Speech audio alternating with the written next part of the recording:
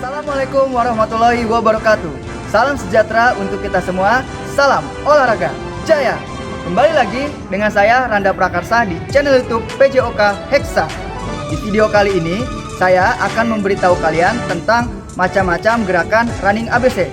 Di video sebelumnya saya sudah memberitahu kalian nama-nama dari gerakan running ABC ya. Hari ini saya dan guru-guru PJOK lainnya akan mempraktekkan gerakan dari running ABC. Gerakan yang pertama, ada gerakan yang namanya step. Gerakannya itu seperti mengangkat kaki tidak terlalu tinggi dan sambil. Assalamualaikum warahmatullahi wabarakatuh. Salam sejahtera untuk kita semua. Salam olahraga jaya. Kembali lagi bersama saya Hairul Umam di channel YouTube PJOK Hexa, channel yang membahas terkait kegiatan dan pembelajaran PJOK di Hexa. Pada kesempatan kali ini saya akan menjelaskan materi PJOK di kelas 11, yaitu tentang manfaat aktivitas fisik. Sebelum kalian menyaksikan materi manfaat aktivitas fisik, jangan lupa untuk like, komen, dan subscribe channel YouTube PJOK Hexa. Selamat belajar dan selamat menyaksikan. Sebelum masuk pada materi inti,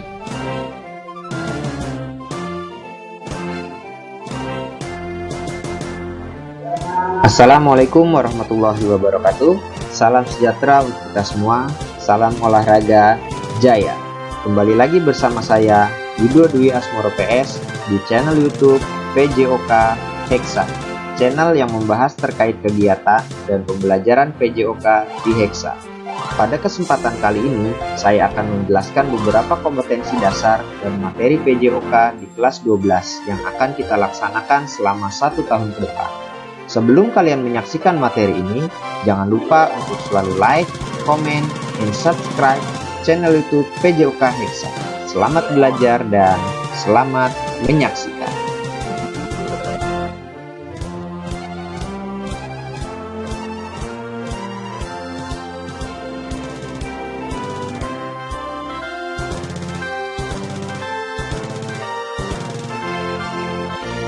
Assalamualaikum warahmatullahi wabarakatuh.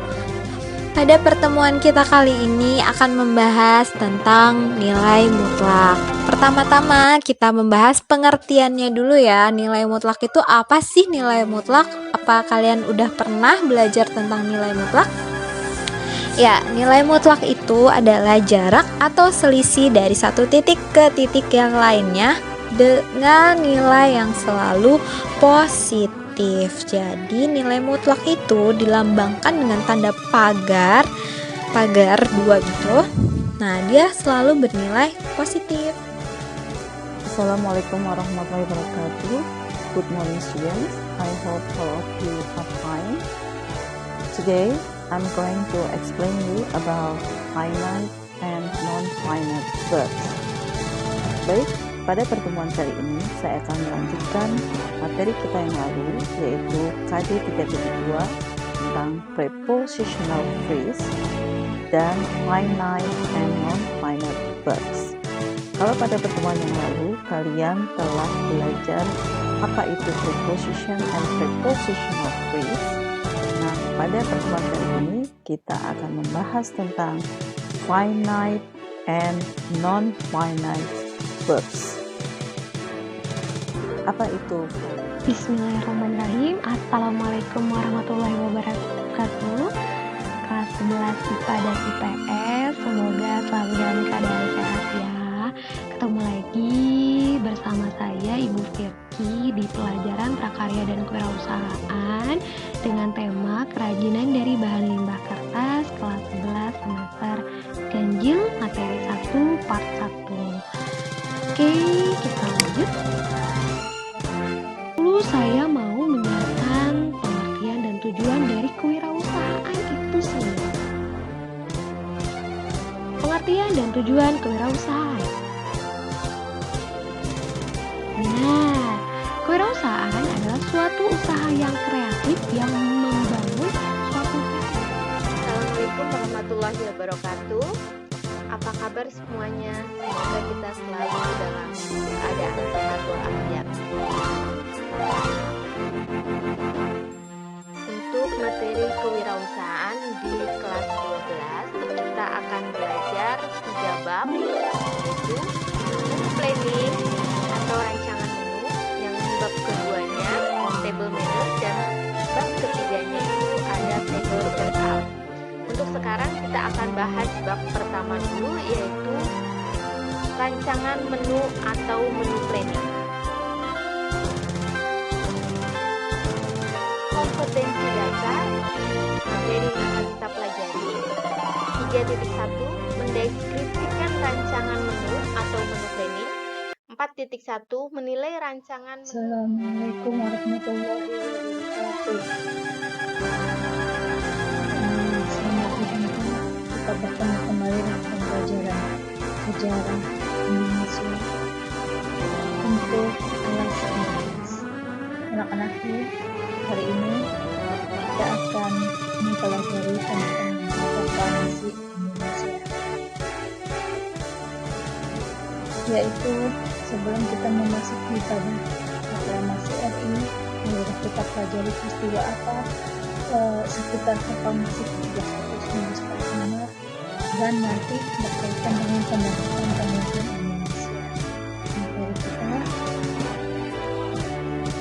sebelum proklamasi 1945 ada peristiwa sekitar proklamasi yang berlangsung, antara lain yaitu pada saat itu sedang terjadi Perang Dunia Kedua, di mana saat itu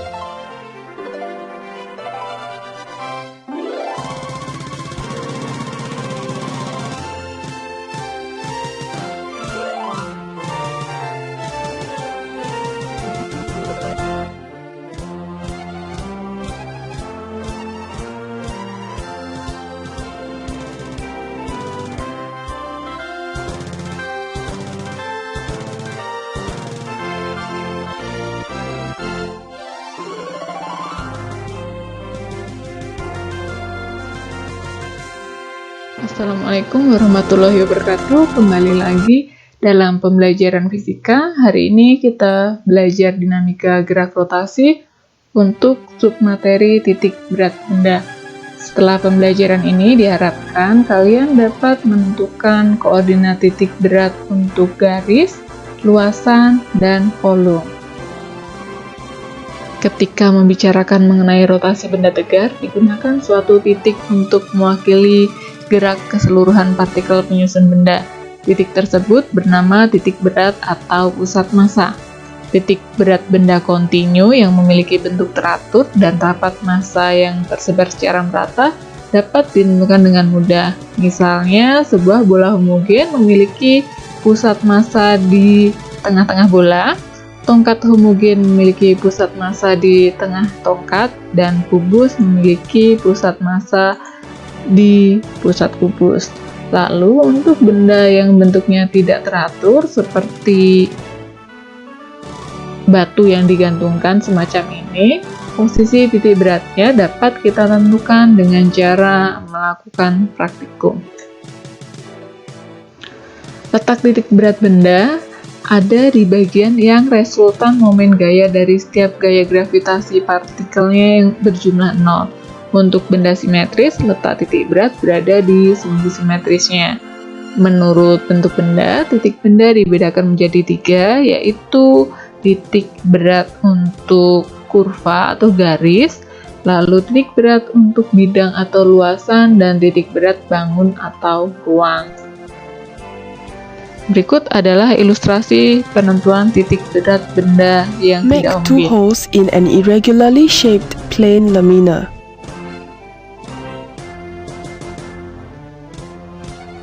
Pin the lamina through one of the holes such that it is able to swing freely.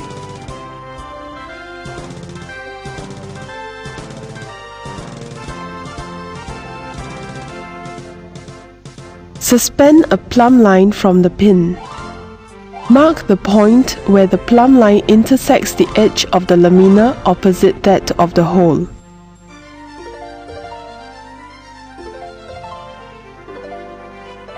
Remove the plumb line and draw a line joining the hole and a point marked.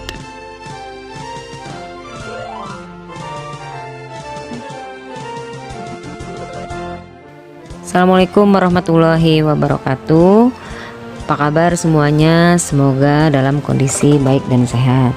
Baik, hari ini kita akan masuk ke materi baru tentang persamaan dasar akuntansi. Oke, semoga semuanya sudah mulai siap untuk belajar ya.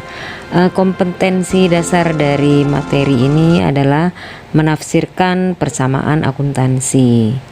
Oke, tujuan pembelajarannya adalah diharapkan siswa mampu menerapkan rumus akuntansi dan analisa transaksi dengan benar. Oke, yang pertama kali harus kalian pahami adalah definisi atau pengertian dari persamaan dasar akuntansi, yaitu suatu pencatatan secara sistematik dan teratur yang selalu membentuk keseimbangan antara kekayaan dan sumber kekayaan. Oke, jadi rumus persamaan akuntansi akan menggambarkan hubungan antara harta, utang, dan modal. Oke, ini adalah rumus persamaan akuntansi, di mana sisi sebelah kiri kita lihat ada harta, sementara sisi kanannya adalah utang dan modal. Oke, kita lihat sisi sebelah kiri harta, nanti jumlah totalnya harus sama dengan sisi sebelah kanan, yaitu total dari utang ditambah modal. Oke, sekarang kita lihat definisi harta atau aktiva atau aset, atau juga bisa kita sebut sebagai kekayaan perusahaan, yaitu segala sesuatu yang dimiliki oleh perusahaan yang dapat dinilai dengan uang. Contohnya adalah kas atau uang tunai yang ada di perusahaan, piutang yaitu harta perusahaan yang berada di orang lain atau Bismillahirrahmanirrahim. Assalamualaikum warahmatullahi wabarakatuh. Waalaikumsalam warahmatullahi wabarakatuh. Ya, Yahuza itu kakek moyangnya Yahudi gitu. Yahuza itu salah satu kakaknya Nabi Yusuf, itu melakukan makar bagaimana menghilangkan Yusuf dari kalangan mereka. Dan Yusuf itu bersaudara ada 11 orang termasuk Yusuf dia. Nah, Yahuza itu termasuk kakaknya yang nomor 3 kalau tidak salah. Itu sebagai nenek moyangnya orang Yahudi, Yahuza itu. Nah, dari hal ini Yahuza itu masih mengakui bahwa Allah sebagai Robnya, aturan Allah, tidak melakukan syariat Allah. Jika kamu beriman kepada Allah dan hari kemudian, maka hendaklah kaum mereka disaksikan oleh sebagian orang-orang yang beriman. Makanya kalau ada yang berbuat zina, makanya kalau bisa Bismillahirrahmanirrahim. Assalamualaikum warahmatullahi wabarakatuh. Apa kabar kalian semuanya? Semoga kalian semua dalam keadaan sehat walafiat dan tetap semangat. Sebelum kita melanjutkan materi, sebelumnya kita akan memaparkan apa sih tujuan pembelajaran kita kali ini ya. Jadi setelah kita mempelajari materi KD 3.1 yaitu tentang menganalisis pelanggaran hak dan pengingkaran kewajiban warga negara, maka diharapkan kalian dapat satu, menghargai perbedaan yang merupakan anugerah Tuhan Yang Maha Esa dalam rangka penghormatan hak asasi manusia.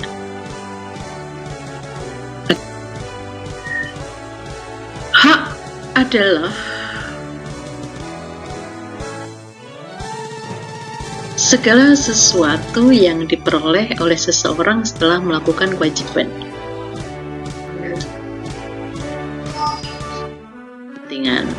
Nah, dan dalam Kamus Besar Bahasa Indonesia, yang dimaksud dengan kewajiban itu adalah suatu keharusan, ya. Berarti keharusan, sesuatu yang harus dilaksanakan atau segala sesuatu yang menjadi tugas manusia. Nah, jadi hak dan kewajiban warga negara itu berarti adalah kekuasaan yang benar atas sesuatu dan harus dilakukan oleh penduduk sebuah negara. Ya. Ibu akan jelaskan satu per satu ya. Apa sih yang dimaksud dengan nilai dasar, apa yang dimaksud dengan nilai instrumental, dan apa yang dimaksud dengan nilai praksis ya. Nilai dasar yang dijabarkan di dalam pasal demi pasal yang terdapat di dalam Undang-Undang Dasar 1945 ya. Ibu kasih contoh misalnya ini dalam sila keempat ya, kerakyatan yang dipimpin oleh hikmat kebijaksanaan dalam permusyawaratan perwakilan.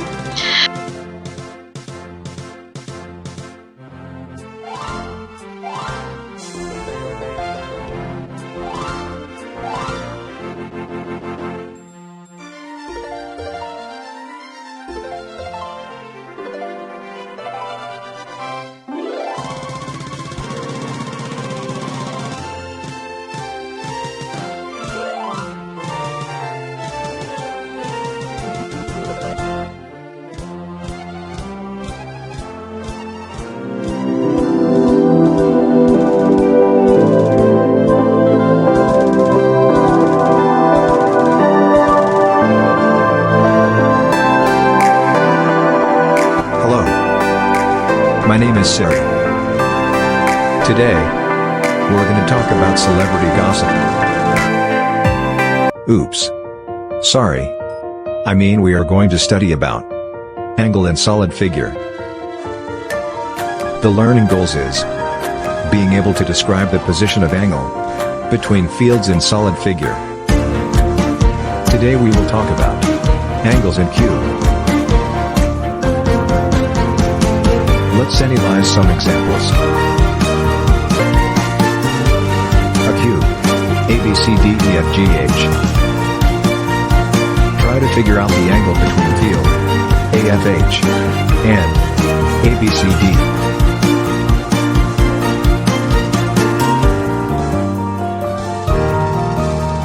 Hubungkan titik A, F, dan H untuk membuat bidang AFH.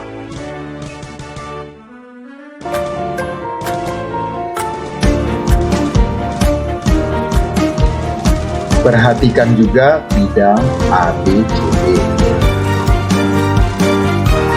Ternyata bidang AFH dan bidang ABCD berpotongan di titik A. Lukislah garis tinggi pada segitiga AFH. Kemudian dari titik A hubungkan ke titik C pada bidang ABCD. Nah, jika kita perhatikan antara garis AP dan garis AC terbentuk sebuah sudut. Sudut itulah yang merupakan sudut antara bidang AFH, dan bidang ABCD.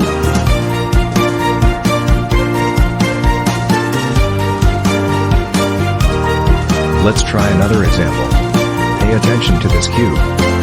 Describe the position of an angle between field BDE and BDG.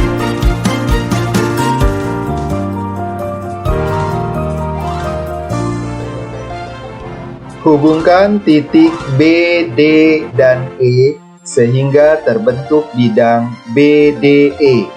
Kemudian, hubungkan titik B, D, dan G sehingga terbentuk bidang BDG. Maka akan diperoleh bidang BDE dan bidang BDG yang berpotongan di garis BD. Lukislah garis tinggi pada segitiga BDE dan segitiga BDG sehingga kedua garis tinggi segitiga tersebut berpotongan di titik O. Sudut yang terbentuk di antara garis OE dan OG merupakan sudut antara bidang BDE dan bidang BDG.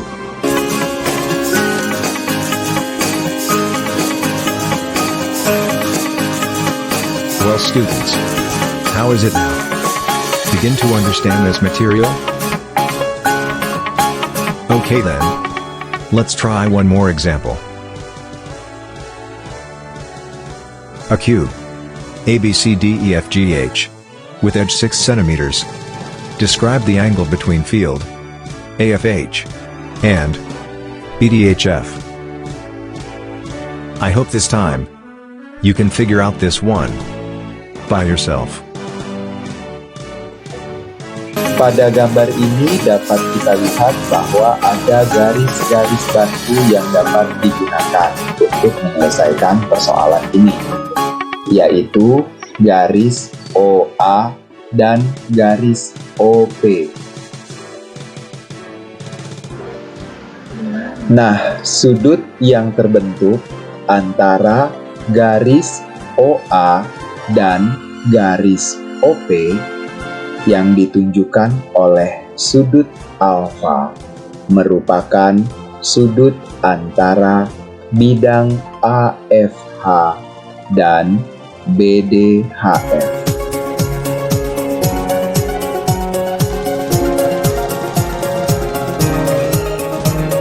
Dan apabila kita akan menghitung besar sudut alfa tersebut, maka kita dapat menggunakan trigonometri perbandingan sisi-sisi segitiga siku-siku, yaitu segitiga AOP.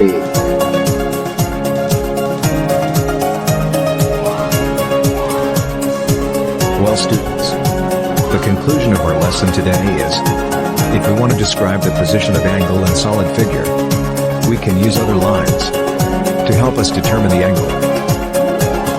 I think it's enough for today. We will continue our lesson on next meeting. I hope you understand the lesson today. I'll see you again. Bye.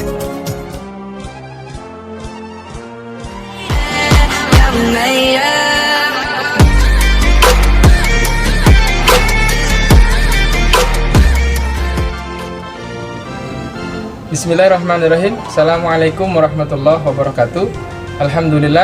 Alhamdulillahirabbil alamin, wassalatu wassalamu ala asrafil anbiya wal mursalin Sayyidina Muhammadin wa ala alihi wa ashabihi ajma'in, amma ba'du. Di kesempatan yang berbahagia ini kita masih diperkenankan oleh Allah untuk sama-sama bisa melaksanakan aktivitas keseharian kita, di mana pada kali ini kita akan belajar mengenai ataupun tema tentang meyakini qada dan qadar melahirkan semangat bekerja. Namun sebelum itu, sebagaimana biasanya, kita awali pembelajaran kita pada kali ini dengan membaca doa bersama-sama. Mari kita baca doa bersama-sama. Bismillahirrahmanirrahim. Raditu billahi rabba wa bil islami dina wa bi Muhammadin nabiyya wa rasula. Rabbi zidna ilman warzuqna fahman waj'alna minas solihin. Amin ya rabbal alamin. Langsung saja kita akan masuk materi. Namun sebelum kita masuk pada materi, terlebih dahulu akan kami sampaikan tujuan dari pembelajaran. Setelah mempelajari bab ini, siswa diharapkan mampu mengetahui hakikat qada dan qadar, kemudian mampu atau dapat mengetahui makna iman kepada qada dan qadar, dan juga dapat mengetahui hikmah dari iman kepada qada dan qadar. Segala apa yang terjadi di alam ini, apa yang sudah terjadi, apapun yang sedang terjadi, dan apapun yang kelak akan terjadi, baik itu berupa kebaikan, keburukan, kekufuran, keimanan, kesolehan, ketaatan, bahkan kemaksiatan pun, itu semua karena kehendak Allah Subhanahu wa Ta'ala. Apabila ada orang berkeyakinan apapun yang terjadi di alam ini, sekecil apapun, seremeh apapun, dan itu diyakini olehnya terjadi di luar kehendak Allah, maka dengan begitu orang tersebut akan keluar dari Islam. Na'udzubillah. Segala apapun dari seluruh makhluk Allah di alam ini, seluruh alam raya ini, yakni segala sesuatu yang selain Allah, terjadi dengan ciptaan Allah dan atas kehendak Allah Subhanahu wa Ta'ala, dan dengan ketentuan dari Allah, juga dengan kudrah dari Allah Subhanahu wa Ta'ala, dengan kekuasaan Allah serta dengan ilmunya Allah Subhanahu wa Ta'ala, dan dengan maksud semua itu adalah diketahui oleh Allah Subhanahu wa Ta'ala. Bedanya antara kebaikan dan keburukan, bahwa kebaikan terjadi atas kehendak Allah dan dengan perintah Allah, sementara keburukan terjadi dengan kehendak Allah tapi Allah tidak memerintahkan kepadanya. Keimanan terjadi dengan kehendak Allah karena Allah memerintah kepadanya, sementara kekufuran terjadi karena kehendak Allah tapi Allah tidak. Ada kalanya takdir itu tidak sesuai. Oleh karena itu, apabila takdir yang kita jalani adalah tentang kebahagiaan, tentang kebaikan, sesuai dengan keinginan kita, maka hendaklah kita bersyukur kepada Allah, karena hal itu merupakan anugerah ataupun nikmat dari Allah. Lalu kemudian apabila takdir ataupun keadaan yang kita alami tidak menyenangkan, misalnya seperti musibah, kesusahan, kesedihan, dan lain sebagainya, maka hendaknya kita menjalani itu semua dengan penuh kesabaran dan keikhlasan. Dan kita harus yakin bahwa di balik daripada kejadian-kejadian tersebut ada hikmah bagi diri kita. Lalu kemudian takdir pun dalam hal ini dibagi menjadi dua. Yang pertama adalah takdir mu'allaq, dan yang kedua takdir mubram. Sebagaimana juga yang kita tahu bersama, dalam pepatah Arab menyatakan manjada wajada, barang siapa yang bersungguh-sungguh dia akan dapat atau menuju keberhasilan. Lalu setelah berikhtiar ada yang namanya doa. Apa itu doa? Doa itu adalah permohonan kita sebagai hamba, sebagai makhluk kepada Allah, Sang Khaliq atau Sang Maha Pencipta. Doa juga apabila dijalan dengan baik, dia akan membawa pengaruh positif dalam ikhtiar kita. Lalu Allah pun juga menyampaikan kepada kita sebagai manusia di dalam Al-Quran dengan firman-Nya, aku mengabulkan permohonan yang berdoa, maka berdoalah kepadaku. Ud'uni astajib lakum. Ada di surah Al-Baqarah ayat 186. Ayat terakhir ada tawakal. Apa itu tawakal? Tawakal adalah menyerahkan semua urusan, segala yang kita telah usahakan hanya kepada Allah Subhanahu wa Ta'ala. Dalam hal ini Allah Subhanahu wa Ta'ala menyampaikan kepada kita semua, faiza azamta fatawakkal 'alallah. Apabila telah kau bulatkan tekadmu, maka bertawakallah kepada Allah Subhanahu wa Ta'ala. Nah, setelah kita membahas tentang qada dan qadar, tentang ikhtiar, tentang doa, dan tentang tawakal, kita tentunya sudah mulai bisa mengambil hikmah ataupun kebaikan dari materi kali ini. Maka diharapkan setelah ini kita tercermin dalam perilaku kita sehari-hari dengan kita lebih meyakini terhadap takdirnya Allah Subhanahu wa taala. Minimal dalam diri kita tumbuh ada rasa selalu menjaga diri kita dari sifat-sifat sombong dan jauhkan diri kita dari rasa putus asa. Kemudian yang kedua, kita setidaknya mampu untuk lebih menambah rasa syukur dan juga rasa sabar di dalam diri kita. Lalu kemudian setelah itu kita diperintahkan, setidaknya diajak melalui materi ini untuk bersikap optimis dan terus giat dalam bekerja. Dan terakhir, kita berharap setelah materi ini kita bahas, hati kita akan menjadi lebih tenang. Demikian video kali ini, mudah-mudahan bermanfaat dan lebih dapat kita tanamkan dalam diri kita.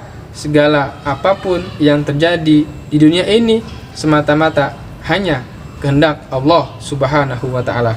Mudah-mudahan bermanfaat. Sampai berjumpa kembali di video-video berikutnya. Terima kasih. Wallahu muwaffiq ila aqwamit thoriq. Assalamualaikum warahmatullahi wabarakatuh.